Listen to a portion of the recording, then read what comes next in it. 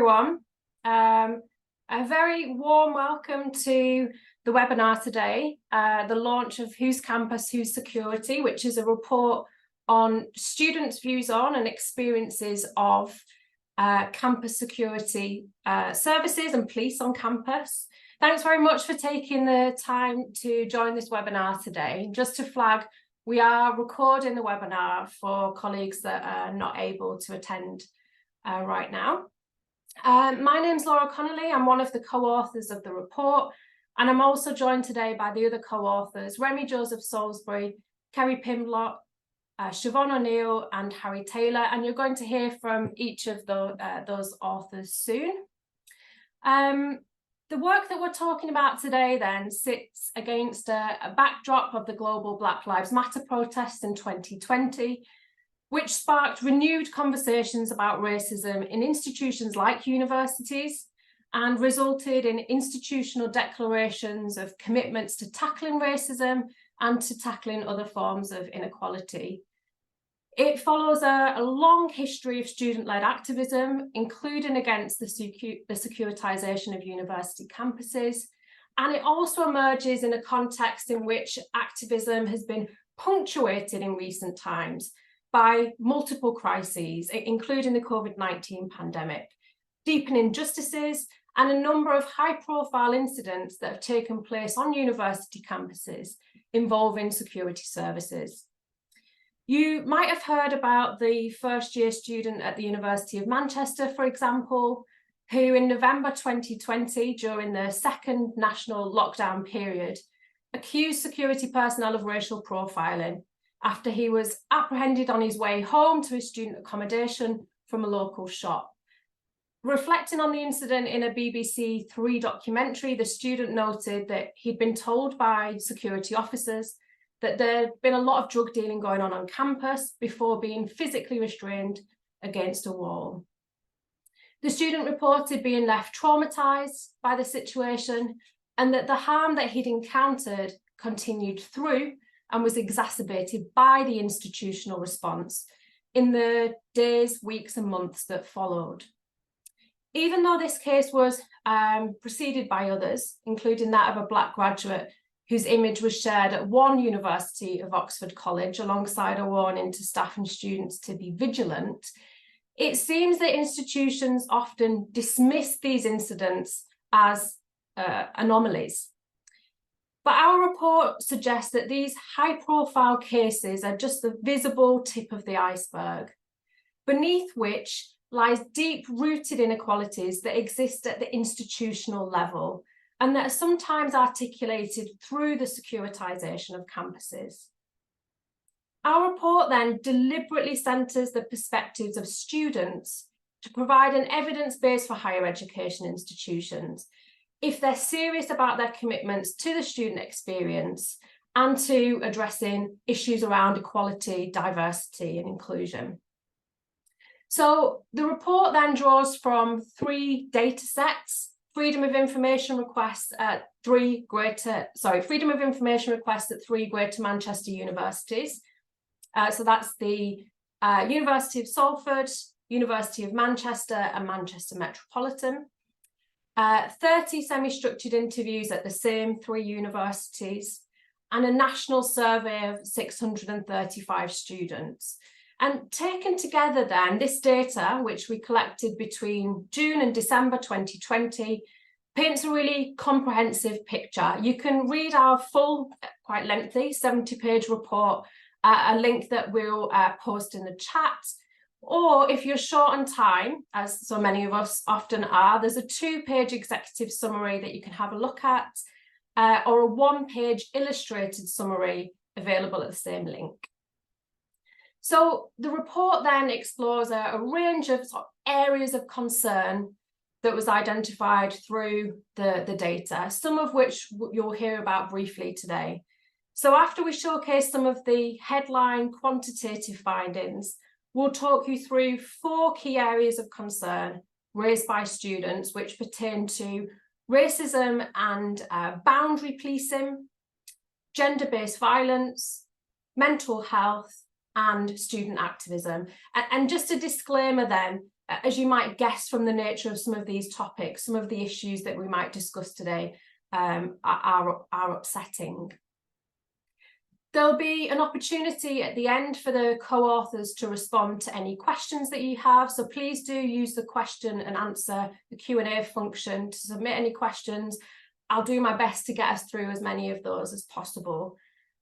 We're using the webinar function today, which of course does limit the kind of conversation that we can have somewhat. But we do plan to host a more discursive in-person event, which hopefully kind of creates more suitable conditions for people to have kind of debates and discussions, and for people with lived experience to share their stories.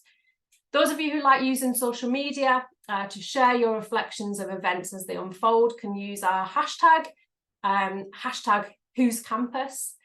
And without further ado, I'm going to pass over to Harry, who's going to talk us through some of those headline quantitative findings. Thanks. Thank you, Laura. Right, just a second, I'm just going to share my screen. I've got some slides for you all. Thank you. Right, okay. So we conducted the quantitative survey on Qualtrics, a survey platform, and we recruited people to take part in the survey through Facebook, Twitter, and sharing through our university research networks. In total, we received 635 usable responses. Those respondents came from 91 different universities. I've put a tally to the side of the major universities that responded. So you can see it's a pretty good geographical spread and a decent cross-section of UK universities. The respondents were mostly current students with some recent graduates. And the sample was broadly representative of the wider student population. So you can see here that I've compared some of the characteristics of our sample to the latest HESA survey, the Higher Education Statistics Authority survey. So we're quite close along a number of different identities. You know, there's a few slight differences. In particular, we had more women and fewer men than the wider student body. But on the whole, a pretty good match. We asked respondents a range of questions on their experiences with university security and police on campus, with an opportunity to write longer responses on some questions if they wanted to elaborate. But let's take a look at some of the responses. Firstly, let's look at the visibility of security on campus. So you can see here about 3/4 of respondents saw campus security at least once a week. More than a third of respondents reported seeing campus security every day. Although we didn't take into account how often respondents were on campus themselves, this does show that security are a familiar presence on campus. We also asked participants about their experiences of police on campus, and we see that police are seen less frequently. So only 3% saw them every day, and 17% of respondents saw them about once a week. Next, we asked about how effective respondents felt security were at keeping students safe. And we see that the most common response to this survey question was to be unsure as to whether security on campus did keep students safe. So only 31% of students thought that security services did keep students safe on campus. Respondents had a lower perception of the effectiveness of police on campus at keeping students safe. Only 18% said that they thought police on campus were effective at keeping students safe. So we were interested in how this perception of the effectiveness of security at enhancing safety varied across groups.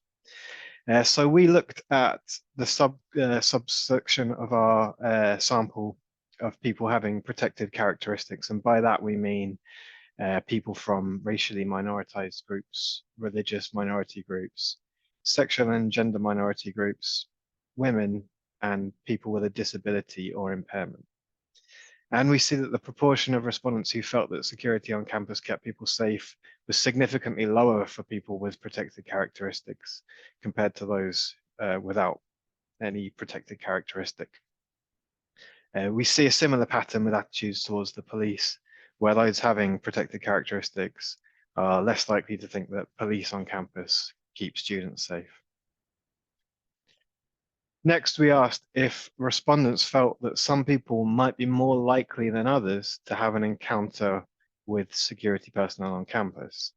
And the vast majority said yes, they thought that some people were more likely than others. Only a few were unsure. And we note very similar figures here for police on campus and university on campus. For those who answered yes to this question, we asked what factors they thought might affect the likelihood of an encounter with campus security. Race was the most commonly identified factor, with over 3/4 of respondents saying that they thought it would affect the likelihood of an encounter with university security. The next most commonly identified factors were gender, social class, and migrant status. So I've also put the figures for the same question, but for the likelihood of an encounter with police on campus. And you can see that the percentages are slightly higher there, perhaps reflecting respondents' perceptions of institutionalized discrimination within the police. So I should say that a lot of these headline figures that I'm presenting here are going to be discussed in more detail sort of later on by my colleagues. But okay, so here we're just looking at whether students thought that university security were necessary in other ways. So, I've shown earlier there was some uncertainty around whether security kept students safe. But we asked if people thought university security were necessary in other ways, and most people said yes, they did think that that was the case. When we looked at the write-ins in more detail here, so this is where people have provided like a written response to what they thought the role of security was, we did see people suggesting sort of caretaking and janitorial elements to the roles of security, like signposting and front of house type roles. So to summarize, security are a common presence on campus. According to our survey, people see them often, yet respondents were unsure as to whether security on campus keeps students safe. Those with protected characteristics were even less likely to hold the view that security on campus kept students safe. Respondents identified several pertinent factors that may influence the likelihood of an encounter with security, including race, gender, social class, and migrant status. Despite uncertainty around security keeping students safe, respondents felt that security may be necessary in other ways. Okay, so I'll now pass over to Remi, who's going to discuss the section of our report that explores our findings around race. Thank you, Harry. Good afternoon, everybody. Thanks, everybody, for being here. I can see that there are a lot of people on the calls that have been doing work in academic and activist settings around issues to do with inequalities in higher education, policing, and the criminal justice system. So I really hope that the work builds on the work that you've all been doing. So to say something about racism in higher education and how this work relates to that, academic work and the activisms of students have long drawn attention to the persistence of racism in higher education, as many of you will know. More critical elements of this work are focused specifically on institutional racism, recognizing racism as something that's deeply embedded in practices, policies, procedures, and cultures of institutions like universities. And this work has highlighted the curricula in higher education, the racial demographics of academics and particularly professors, policies, perhaps most notably the prevent duty, architecture and commemoration through statues, and a range of other issues, including work by Cops Off Campus at the University of Manchester, along with Netpol highlighting this issue regarding security. With this report, building on that, we show that specifically through the practices of campus security services and police on campus, the securitization of campus is one way in which this institutional racism is enacted and reenacted. More than that, it's a much under-discussed way in which institutional racism is enacted, even despite some high-profile cases, such as those that Laura mentioned in opening, that have drawn greater attention to the issue. And our argument with this report is that this securitization is another thread that needs to be grasped if we're to better understand and address racism in higher education. And as Harry mentioned, race was the most cited factor when survey respondents were asked about the factors that made some more likely than others to have encounters with security personnel. And this was really reflected in the qualitative data. So we heard from participants like Clover at the University of Manchester, who said that, and I quote, "people from other races who aren't white are targeted more," end quote. Alex, a white student at Manchester Metropolitan University, who observed being treated differently from her friends who are people of colour. And Z at the University of Salford, who described police and security as a threat because, I quote, "they target and racially profile and then do harm," end quote. There are also several accounts in which racially minoritized students shared their direct experiences of racialized and racist treatment. Daisy, a black student at the University of Manchester, described how the police entered her university accommodation during COVID, and her and her friend were subject to £200 fines, but white students who were also present at the time were not subject to the same fine. She said, quote, "this is injustice, something racial," end quote. And a survey respondent who is racialized as black described how when attending his student union, he was, I quote, "the only one to get stopped and searched, and he was stopped and searched every time." He explained that he was subject to accusations of dealing drugs when with his friendship group of black men. And drugs came up a lot in the data regarding the racialized nature of practices of securitization. Specifically, participants raised concerns about the stereotyping of black men as potential drug dealers, and this was noted to shape security practices and student experiences, feeding racially differentiated experiences. And in this sense, the logic driving racialized practices of securitization on campuses is similar to the logic driving wider patterns of racist policing and securitization, which research elsewhere has shown to be deep-rooted and deeply harmful. Additionally, however, thinking specifically about the campus context, experiences were really shaped by an institutional desire and imperative to keep non-students or supposed outsiders off of campus. And in some cases, this is something that was being called for by students themselves, which perhaps raises an important set of questions for students and student movements to grapple with. Significantly, it seemed to be black students in particular who were subject to be seen as potential outsiders or non-students, as well as potential drug dealers on university campuses. So the spectre of the non-student and the spectre of the drug dealer combine and contribute to the construction of black students as bodies out of place in university spaces. In sum, to address the issues arising through the practices of security services and police on campuses, we have to understand the centrality of racism to securitization. At the same time, to tackle the institutional racism that underpins higher education, we have to understand the ways in which that institutional racism manifests and is re-articulated through securitization. So with that, I'm going to hand over to Siobhan, who's now going to talk about gender-based violence.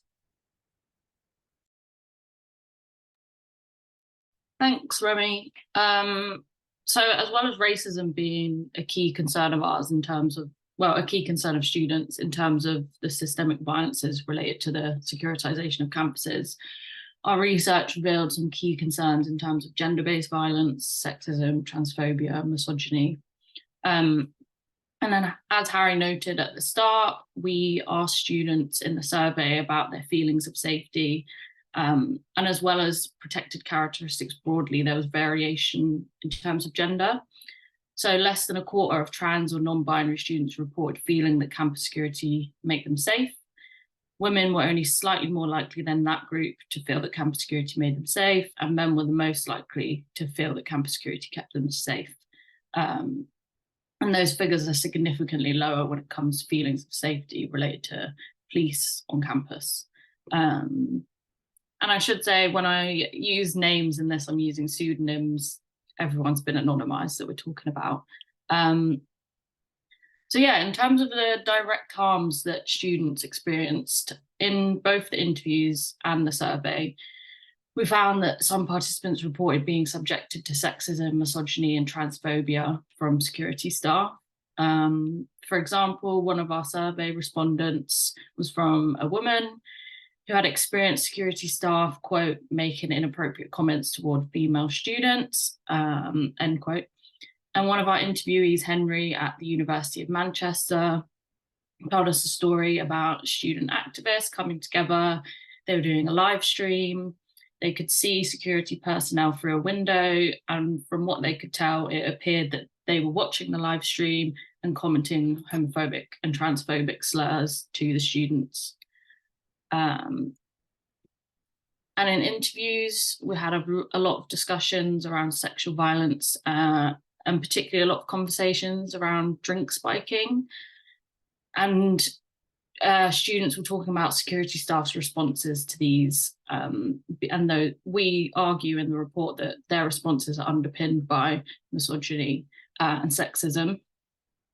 So a common perception amongst students was that security staff responded to sexual violence to students in distress following sexual violence in ways that were inadequate and inappropriate, and in ways that actually exacerbated the harms and the trauma that they had experienced. We heard from students feeling unheard or experiencing inaction from security staff in response to sexual assault. Significant concerns were raised around drink spiking.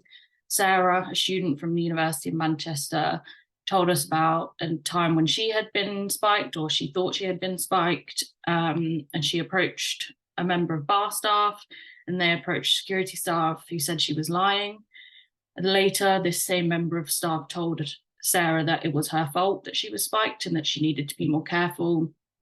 And Sarah was particularly distressed because this member of security staff was a woman, and she'd sort of expected sensitivity and empathy and experienced the opposite. It wasn't just women, participants who experienced negative responses to drink spiking. One of our participants, Ryan, when he was spiked, he found that he couldn't talk, he couldn't walk, somehow made it back to his campus halls. His friends alerted security to say that he'd been spiked. They walked in, said he's fine, and then left. So all of these experiences and more that we talk about in the report, we argue are underpinned by misogyny, and they're reproducing gender-based violences. Whilst these were common experiences for students, we do note in the report that these weren't universal experiences. One of our participants, Ashani, told us that when a girl in her accommodation had been spiked, security had stayed with her until she got medical attention, and that was a positive experience. Another participant, Nicholas from MMU, who had told us that he had friends who had been sexually assaulted and felt unheard and were really unhappy with their experiences with security staff, but he himself had had a positive experience with security officers. So when someone he had met on a dating app came to his university halls and started being threatening and creepy and making him really uncomfortable to the point he had to visit the security office, he was met with, like, the security staff, he said, were taken aback, but they were supportive, they listened to him. So yeah. But in our report, we do, like I said, we acknowledge these individual examples of good practice.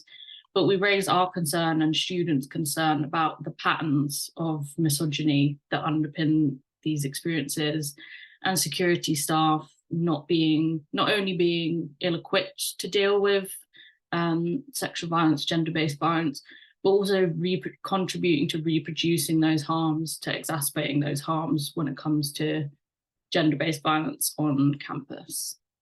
So now I'm going to pass to Kerry, who's going to talk about mental health. Thank you, Siobhan. So one of the other themes that we really focus on in the report, actually in chapter 6, if you're interested in following along at the moment, is around exploring students' experiences of security services through the prism of mental health specifically. So as other studies have shown, the need for mental health and wellbeing support has grown significantly in recent years, with demand far outstripping existing provision at universities. And against this backdrop, campus security have begun to play key roles outlined in their job descriptions as a first point of contact and as responsible for administering emergency first aid.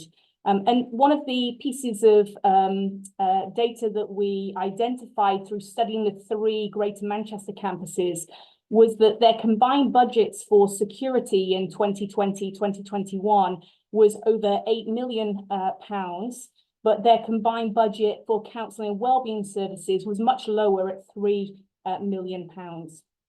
Unsurprisingly, encounters with security stemming from welfare checks were a recurrent theme in our surveys and interviews with students.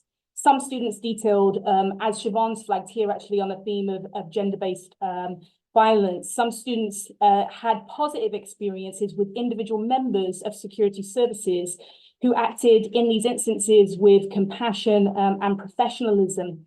But it's important for us to observe in this report that many other students reported much less positive experiences in which security services were ill-suited to responding to welfare issues and actually exacerbated the situation students were facing. One respondent, for example, described how the arrival of security for a welfare check unannounced at their apartment triggered a panic attack during a mental health crisis. Another described finding the officers attending their welfare check as, quote, quite intimidating and scary, and the big bulky uniform they wore as making their distress worse, end quote. It felt like I was in trouble and everyone was looking at me because I was with security, end quote. These observations reinforce a broader finding of our study, which was the role conflict experienced by security services because of their often competing roles as people tasked with, on the one hand, maintaining order on campus, but at the same time, providing emergency first response to students in mental health crisis or other forms of crisis. In both of those examples that I just provided from student respondents, the very presence of a security officer, often in a police-style uniform, exacerbated an existing mental health crisis that they were facing. And this is not to mention that officers are often ill-equipped to deal with many of the mental health situations they are encountering on campuses, which is not surprising when we recognise that they're not required to undertake extensive training, nor could they be expected to do so given their wide-ranging and conflicting roles on campus. The second theme that kind of came out of our conversations with students in interviews and also in the survey was the impact of encounters with security personnel and police on student mental health and well-being more generally. So separate from these welfare checks and first responder incidents, students raised concerns about how the very presence of security and police on campus can have a negative impact upon the well-being and mental health of some students, particularly those who have previously had negative encounters or have witnessed them. And here I think all of the factors we've been talking about so far in terms of people with protected characteristics and racially minoritized students particularly, having been more likely to have had past encounters or negative perceptions makes them vulnerable. So as Henry at the University of Manchester stated, quote, "I think it's a matter of how safe you feel in your day-to-day life. For people in halls where security are so much closer than the police, if you feel like they're a threat to your safety because they've attacked you or they've come inside, quote, your apartment or whatever, that's like a constant anxiety that you're going to have to live with. For the generation of students that lived on campus during the height of the COVID-19 pandemic, These realities were often severe, as some university leaders chose to deploy significant numbers of security officers outside halls to monitor and control student entry. They increased patrols, which were now often joined by police officers, some on mounted units, according to survey respondents we spoke with. And on some campuses, security were given permission to enter students' residences without notification and invited in the police in some instances to student accommodations. And this information I just want to shout out again from the beginning of our kind of framing of comments today, that the research that was previously done by COPS Off Campus with NetPol was very important in our kind of thinking through of some of these questions related to COVID era policing on campus. So thank you for the work that you've done. One survey respondent at Durham University reported a member of security entering their residence at around 2 a.m. when they were sleeping, quote, waking us up and freaking us all out. According to the student, no action was taken by the university after the initial complaint and conversation, leaving her, quote, terrified for several weeks, end quote. And so we see here in this example and others within the report that what COPS Off Campus and NetPol identified as a practice taking place at the University of Manchester campus also appears to have been taking place at other campuses across the country, people entering students' apartments unannounced. Indeed, many students reported anxiety-filled encounters with security during this period that we've read as kind of a moment of crisis and collective trauma for students. Accordingly, while some students reported positive experiences of security as first responders, our report raises significant concerns about the suitability of security to this role in mental health crises and the role conflicts it inevitably produces with other parts of their job description. Moreover, in exercising these other duties, students flag the capacity for security to exacerbate and cause harms, leading to further mental health crisis. And thank you. I'm going to hand over now to Remi to discuss student activism. So in terms of activism, there's a long and rich history of student movements pushing for social justice, internationally, specifically in the UK context.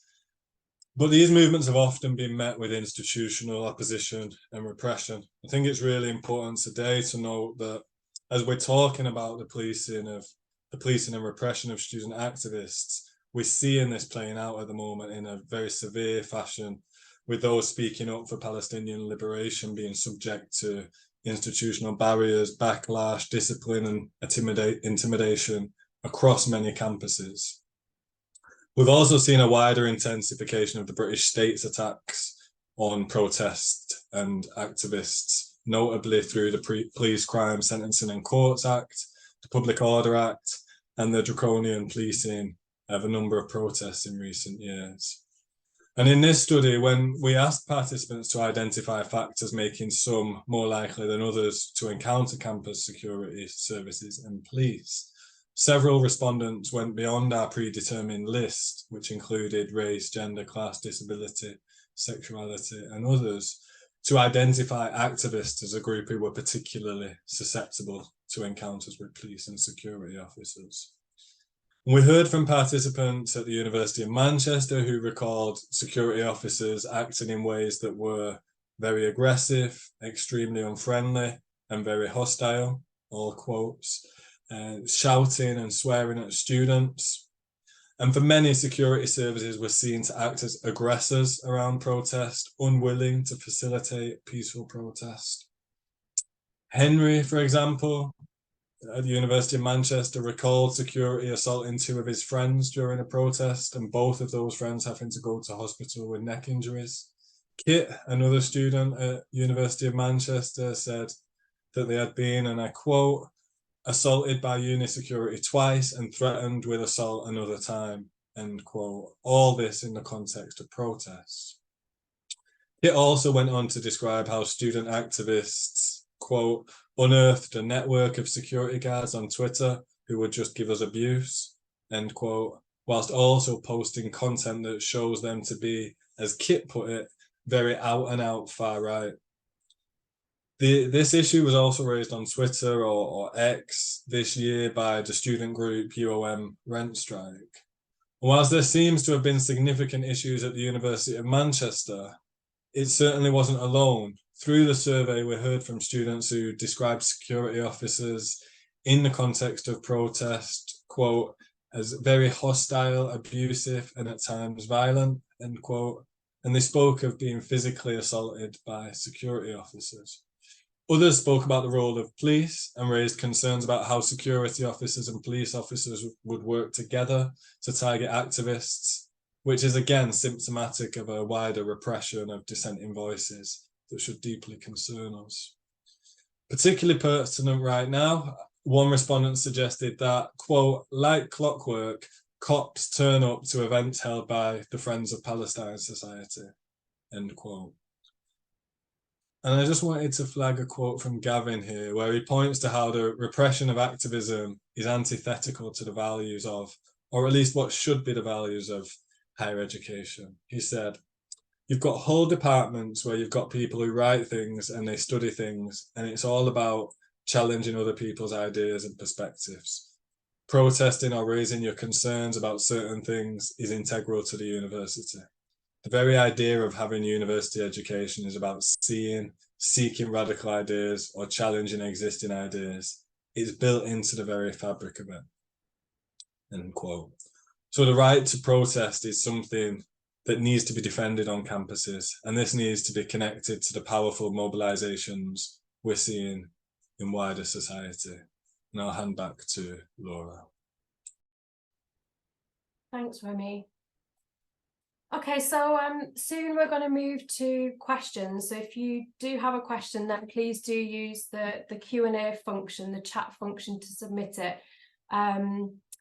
We've got limited functionality with the webinar to invite people to speak. As I mentioned before, we will have a much more conversational event that we can invite you all to further down the line. But yeah, if you could use the chat function for now, we'd appreciate that. Before we get to those questions, I thought it's maybe worth adding that in the face of some of these issues that have been raised today, students have, as Remi and others have mentioned, organised and resisted. We've seen this at the national level in policy passed by the National Union of Students, the NUS, to limit the presence of police on campus, including in its securitisation, surveillance and prevent policy, and in policy to end sexual violence on campus passed in 2022.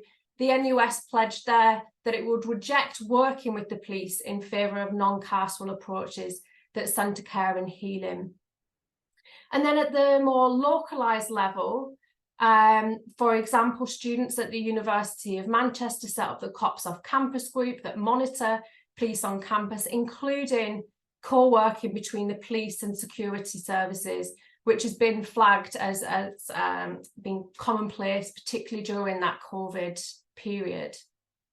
Although worryingly, other participants reported feeling so disillusioned and tired in a context in which they just didn't feel heard by their institutions, that they've disengaged from campus life. So for some participants, they said that they've stopped going onto campus, that they're not attending classes. And for one of the participants we spoke to, they had left the university without finishing their course. Student resistance to the securitisation of campuses takes on an even greater significance because participants who have encountered some of the harms that you've heard about today reported a whole range of different problems in accessing and navigating university complaint processes. So participants noted initial barriers in entering complaint processes, and then once they'd filed a complaint, if they'd filed a complaint, they reported facing blockages and inefficiencies that were understood as attempts by institutions to stifle complaint. So the universities that we FOI'd reported very low numbers of formal complaints, but that official count masks the extent of student concern, not only because many students choose not to complain due to a lack of faith in these institutional processes, but also because some student complaints are not counted as official complaint. The figure provided by one university that we FOI'd for the number of complaints it had received about security services during a one-year period was actually lower than the number of students in our interview sample who reported complaining during the same period. These issues then with formal mechanisms of complaints leave students feeling frustrated and dissatisfied, and are understood by students to constitute an institutional endorsement of some of these harmful practices around securitisation.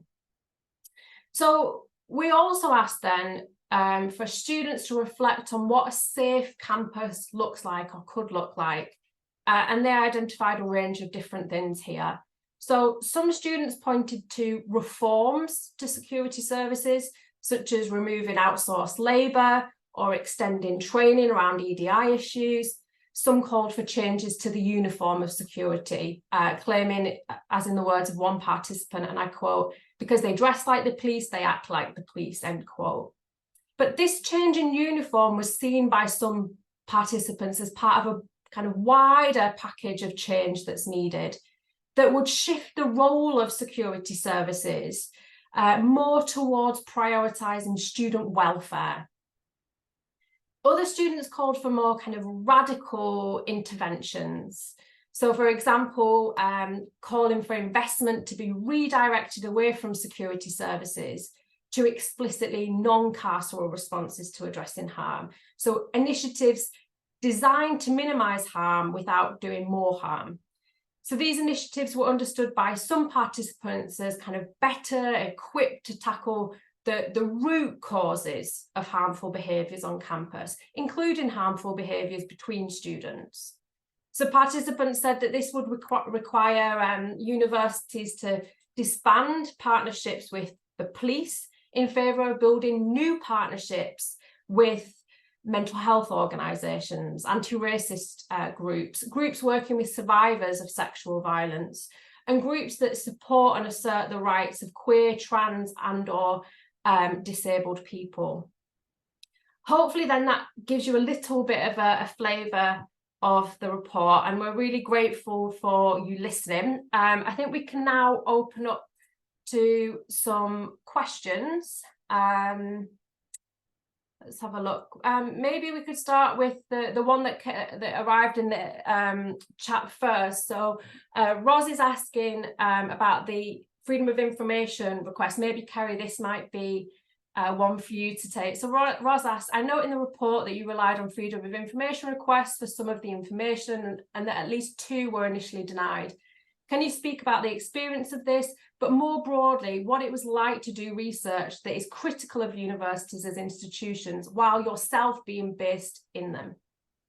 Thanks, Ros, and for asking that question, and Laura for restating it there. So, yeah, I think first to say that Laura's flagged here in the final comments that we filed FOIs on the complaints process. And how many complaints had been submitted within a given period of time. We also submitted FOIs, as you can tell from some of the earlier comments from me, around funding for security at the 3 Greater Manchester institutions and the comparative data to counselling and wellbeing services. And then we also submitted a Freedom of Information Act request for information about the total annual budgets for universities that we were looking at that had new policing education qualification framework programs. So this was our desire to also explore the ways in which police are present on campus in other ways beyond policing campuses explicitly. And so that's in the form of, as students receiving training as part of the PEQF program, and then also their role on campus as partners within research projects at various campuses across the country. So what I would say is that I think for me, and others can say differently, but a strong sense of mine is the reason that we undertake this research on our campuses, because we're working on places in many of our cases that we actually work at, is the importance as anti-racist scholars to study racism and other forms of discrimination and inequality in the places that we live, study and work. So that's an orientation. I think in terms of using FOIs, it's important that this data, whatever we find, even though we could probably obtain some through other means if we work at the university, in making that data publicly accessible to people who would also like to know what is happening on the institutions, public institutions of our society. So there's an issue to do with transparency and open access for data. And in the process of submitting those FOIs, 2 were rejected. The one on the PQF program was rejected. And so we were unable to obtain information about that program in any more detail in relation to its budget. And the second one that was initially rejected, but we appealed all the way up to the Information Commissioner's Office, was a request for budgetary information on security services at one of the 3 Greater Manchester institutions. And we appealed that. Our impression is that that data they did not want to release or didn't feel they had to release at the time under Freedom of Information Act request, but all other institutions did. And so by the end of our complaints process, that information also became publicly accessible. So I think part of it is the struggle around getting universities and other institutions to release data of this type is important in terms of citizens' democratic access to information about the institutions that they attend and are part of our society. Great, thanks very much, Kerry. Harry, there's a question for you here. So one of the attendees says that, Harry, you said UK universities were surveyed, but on the slide with the figures and then from from a brief skim of the report that they've done, they can only see some English universities. So they're asking, did anyone from UK universities not in England reply to the surveys? I wonder whether you reckon purportedly different systems of higher education management / funding are tied to the findings. So thinking of the Scottish case specifically here. Thanks, Laura. Yeah, and thanks for the question. We did have respondents from across Scotland. So we had some from Dundee, Edinburgh, Glasgow, St Andrews, although we didn't have too many from each uni. We only had a few respondents from Wales, and we didn't have any from Northern Ireland. So yes, UK countries other than England were definitely underrepresented in the survey. We haven't compared English unis with Scotland or Wales. I think probably the sample size of Scotland might be enough to permit that comparison. It would definitely be too small to do it with Wales. Yeah, so more work to be done there, I think. Thanks, Harry. Someone else is asking about recruitment practices. So how would diverse recruitment, say of BAME, of campus security impact on their performance on campus? I don't know if that's maybe one that Siobhan, you might want to come in on. Yeah, so some of the interviewees did call for more diverse security staff. One of them said, quote, a bit of diversity might make a small difference. And I think that small difference is kind of key. And in the report, we argue that it's about the cultures and the structures of racism and misogyny. So simply changing the demographics of security staff is quite a limited intervention, although like our participant said, maybe it would make a small bit of difference. But I think Sarah's experience in terms of gender is relevant here and shows us that security staff who are women or who are Black and brown and racially minoritized can still reproduce the violences and those structures of racism, because it is about structures in the institution rather than sort of the individuals, which we do kind of pull out in the report. Brilliant, thanks, Siobhan. I'm seeing quite a lot of questions coming in, so I'll keep pushing through and try and get to as many as we can. So we've got one from Laura here. Well, a couple of questions actually. Firstly, she thanks us for the report. 2 questions. Have you shared your findings with unions, as the issue with security services who are not outsourced seems to be an avenue to tackle some of the issues raised by the report?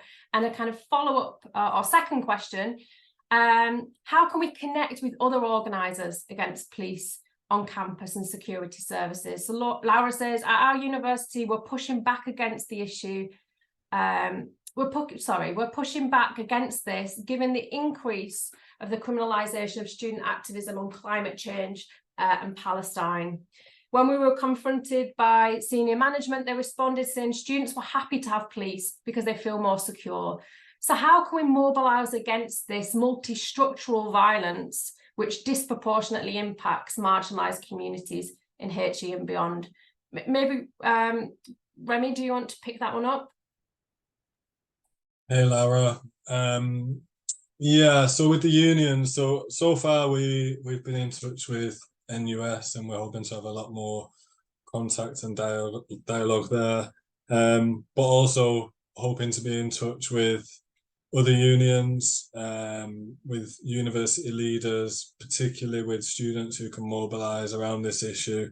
I think as with any social justice issue, the more pressure points for change that we can hit, the more likely we are to see that change. And we hope, with this being the first day that the report is out, we hope that some of that is going to happen in the coming days and months, not just from us, but other people who already have been or will in the future be doing work related to this. The second question is a more difficult one. How do we engage with students around this issue? And we often will hear from institutions that this is something that students want, and we should be realistic that there are calls from some students for things like this. Part of the logic that drives the racialized and racist treatment of Black students comes from students wanting to keep outsiders off of campus and Black students being assumed to be outsiders. But our sense through this research is there is quite clearly a strong body of students who have real concerns about this, and finding them. I think we have to see it as a long-term project of building resistance communities within universities by showing up and constantly trying to engage around a range of different issues. And I know you already do some of this work, Laura. It's made difficult by the 3-year cycle, often a 3-year cycle of student changeover. How do we create that institutional memory of what's gone before? How many people know that there has been Cops Off Campus movement in the UK before the more recent iteration? How we do that work, but connections through the unions for staff and unions for students is a starting point. But speaking to some of the student societies who, we mentioned the Palestine solidarity groups who often bearing the brunt of some of this, Black student societies, for example, trying to engage with those and finding those students who do have concerns, who sometimes will be less likely, feel less able to be vocal about this, is a key issue. And we should remember, I think the institution increasingly tries to keep students and staff separate and create a division there. But as we see through the strikes, there are students and staff who want to push back against that. Thanks, Remi. I think we've got 5 minutes left, so we might be able to get to another couple of questions, but I'm afraid we're not going to be able to get to them all. There's one here from Ryan. Have you looked into the growing use of disciplinary action based largely on limited documented evidence and reliant on security testimony to suppress student activism? I don't know if, Kerry, do you want to come in first? Yeah, so Ryan, I think this is a really important area for additional research. I can't speak directly with a lot of evidence to the specific point you raised about student activism, but in the report, very briefly, we do address in the COVID chapter the use of disciplinary measures by the university during COVID specifically as a period of an escalating number at the University of Manchester, particularly of student disciplinary cases reported in this period. So in that period, there was a 350% increase in the number of student disciplinary cases reported by the Division of Residential Services. And I think that demonstrates the ways in which security practices, as they shift, lead to also consequences for students. And when we look at the outcome of those cases in that time period, of the cases, a significant number never were followed through on, and there were the consequences were that the students had the charges dropped in a large percentage of cases.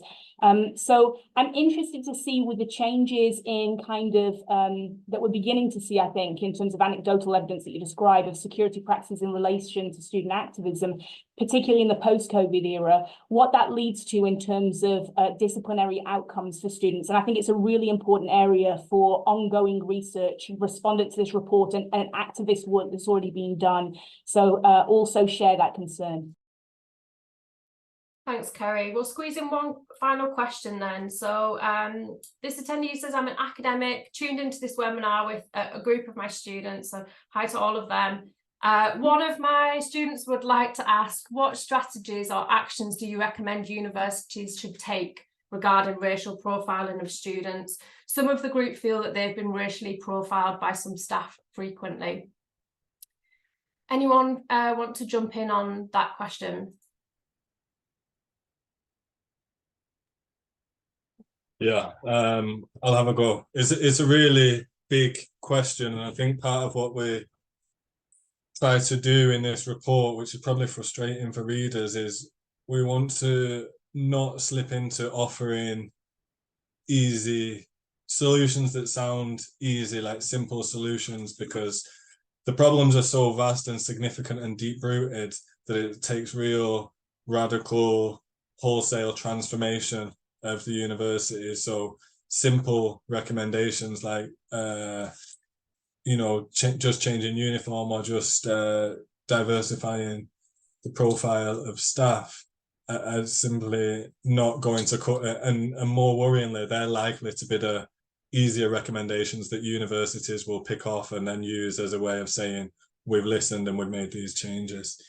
To really address racial profiling in higher education, we'd need to completely transform the system. So that would be a transformation of the curriculum, of who teaches in universities, the whole ethos of the university, so it no longer operates as a white space where racially minoritized students are made to feel as outsiders, where the professors are overwhelmingly white, where there are policies that embolden security, specifically prevent, for example, the impetus of the hostile environment, that give an opportunity for security and other members of staff to profile students. So maybe others have something more immediately helpful. I'm sorry it's not a easy response, but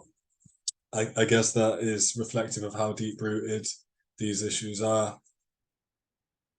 And also, we need to shift the way we think about the role of security away from being something punitive and about social control to something that's more oriented around supporting students, the welfare, well-being of students. And with that, we mean all students, including and particularly racially minoritized students who we know face so many additional challenges at universities.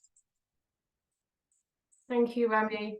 I'm really sorry. I think that's all we've got time for today with the questions. There's some really excellent questions and some really important comments that have come in that we'll take a look at. I hope that this is kind of just the start of some of these conversations. As Remi said earlier on, there's so much expertise in the room around lots of the issues we spoke about today, both from academics, students and activists outside the university setting. So hopefully we can carry on some of these conversations. Please do feel free to reach out to us over email. And as I mentioned earlier, we do plan to host an in-person event in the new year where we can kind of have a much more of a conversational atmosphere and a space where people can talk about their lived experience a bit more readily. So thank you very much to all of the speakers today, and a huge thank you all for taking time out of busy schedules to come along and listen. All right, thanks everyone, take care.